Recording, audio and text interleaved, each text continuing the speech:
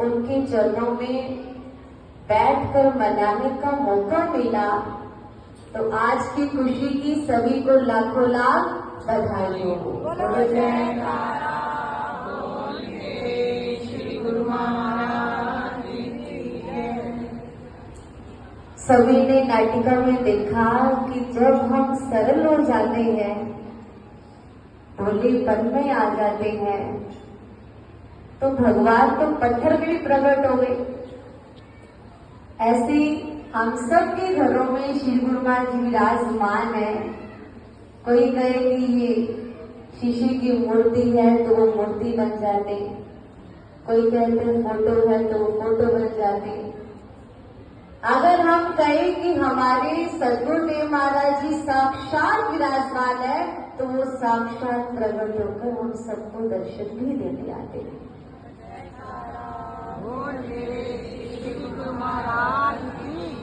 इसलिए कहा कि मौन रहकर भी सदगुरु सब कुछ बोल देते हैं, अपनी आंखों से श्रद्धा को तोड़ देते हैं। कामना लेकर नहीं, भावना लेकर जो आता है दर पे, उसके लिए तो दिल के दरवाजे खोल देते हैं।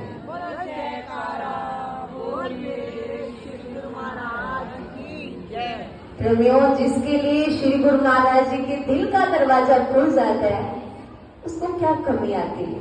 कोई कमी नहीं। श्री गुरु महाराज जी अपार रहमत उसके ऊपर बरसाते। और हम तो कितने सालों से, जब से दुनिया में आए हैं, श्री गुरु महाराज के अलावा किसी को देखा ही नहीं। बचपन से पंचम पातशाही गुरु महाराज जी का दीदार किया और ऐसे लगता है कोई दुनिया में भगवान है तो बस यही है, यही है, यही है। क्योंकि उनके नेत्रों में ऐसा नूर था, जो भी उनको एक बार निहार लेता था, वो कहीं भी दुनिया में भटकता नहीं था। श्री गुरु महाराज जी की इतनी रहमतें हम सब के ऊपर। छोटी सी गुरु महाराज जी की लीला है, कोई कहानी नहीं है।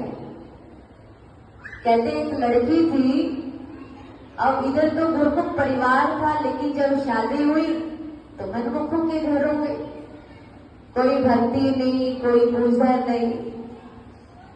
अब जो उसके भगत जी थे वो अजीब ही नेचर के थे। सारा दिन गुस्सा करना, लड़ाई करनी, बात बात पे झगड़ा करना।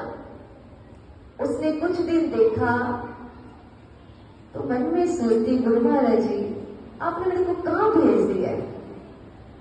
माँ बाप तो अपने बच्चे का अच्छा लेख लिखते हैं, मेरे लिए तो आप माँ बाप थे।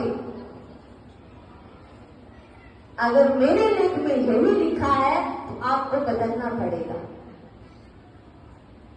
क्या करती? जब खाना बनाती तो सिमरन करती, वो पानी मांगता तो पानी देती, सिमरन करके देती। सारा दिन उसके दिल में सिमरन करती कि ये शांत रहे, क्योंकि घर में कलह कल्पना हो तो भक्ति करने का भी ढंग नहीं।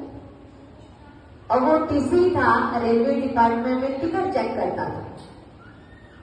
और वो जो लड़की थी रोजाना गुरुमा से कहती, गुरुमा जी इसको सुधार दो, आप तो बड़े बड़ों को सुधार देते हो, इसको भी सुधार दो।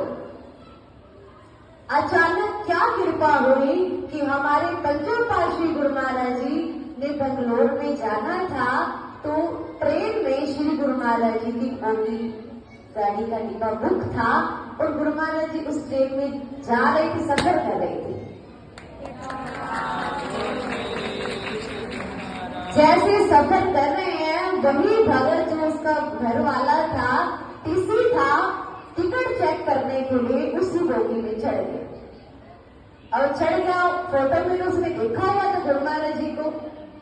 जैसे उसने देखा कि गुरु महाराज जी है जिसको मेरी भक्तानी सारा दिन ही जपती है, सिमरन करती है, ध्यान करती है, लेकिन आज साक्षात दर्शन किए तो वहीं पर ही उसने डंडोत की। जैसे डंडोत की ना, तो गुरु महाराज जी सबको आशीर्वाद देते थे, उसको कोई आशीर्वाद नहीं दिया। उसने देखा कि आज तो साक्षात दर्शन हो रहे हैं, हाथ जोड़कर कहते कि गुरु महाराज जी मुझे आशीर्वाद दो। गुरुमा ने एकदम से उसको निहारा और फरमाने लगे, पहले कुछ मत्था टेक। उसने जेब में से 500 रुपए निकाले और चरणों में रख दिए। गुरुमा ने फरमाया, हमें तेरा झूठा डर नहीं चाहिए, ये तो हम दिन रात लोगों को बांट रहे हैं, कुछ और चढ़ा। उसने कहा, गुरु महाराज जी मेरे पास तो कुछ और है ही नहीं। हमारे पंचोपाशी गुरु महाराज जी एकदम से फरमाने लगे, जो तेरे अंदर इतना गुस्सा भरा पड़ा है, आज वही फेंटा करके जा।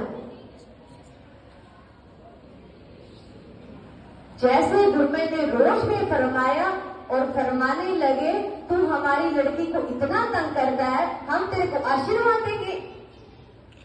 देखो कि गुरु महाराज जी उस लड़की के लिए क्या कह रहे हैं, हमारी लड़की, क्योंकि गुरु हमारे सबके पिता होते हैं, उनका हमारे ऊपर, हमारे पिता से भी ज्यादा हमारे ऊपर प्यार होता है। गुरुमा ने फरमाया, अगर तू आज मत्था टेकर आशीर्वाद देना चाहता है तो वादा कर, महीने के लिए तो गुस्सा नहीं करेगा। उसने कहा, गुरु महाराज जी मैं झूठा वादा नहीं करता, क्योंकि मेरे को तो दिन में पता नहीं कितने पैसेंजर ऐसे मिलते हैं, रोडली बोलना पड़ता है। गुरुमा ने फरमाया, जाके। उसने कहा, गुरु महाराज जी चलो इतनी कृपा करो, मैं हफ्ते के लिए आपको वादा करता हूं, मैं गुस्सा नहीं करूंगा। गुरुमा ने फरमाया, अगर हफ्ते में तू गुस्सा नहीं करेगा, तेरे मन की अंदर शांति आएगी, तो फिर तू धीरे धीरे गुस्सा करना अपने आप ही छोड़ जाएगा। गुरुमा ने तो आशीर्वाद देकर चले गए। अब पीछे वाले डिब्बे में चढ़ा तो रात का समय था, तो टिकट चेक करनी तो उसकी ड्यूटी है। अब रात का समय तो उस यात्री को कहता है, भैया उठ जा, टिकट दिखा। और वो जो पैसेंजर था बड़ा रूडली बोला, रात को मुंह उठाकर आ जाते हैं, तो टाइम नहीं होता टिकट चेक करने का, नींद खराब कर दी, इतना रूडली बोला। और उसको भी गुस्सा कौन सा कम आने वाला था। जैसे वो गुस्सा करने लगा तो एकदम से गुरुमा की वचन याद आ गई, हम तो गुस्सा नहीं करता।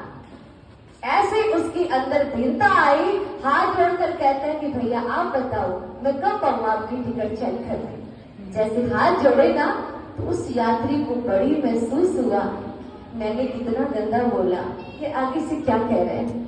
हाथ जोड़कर पूछ रहे कि कब आऊं।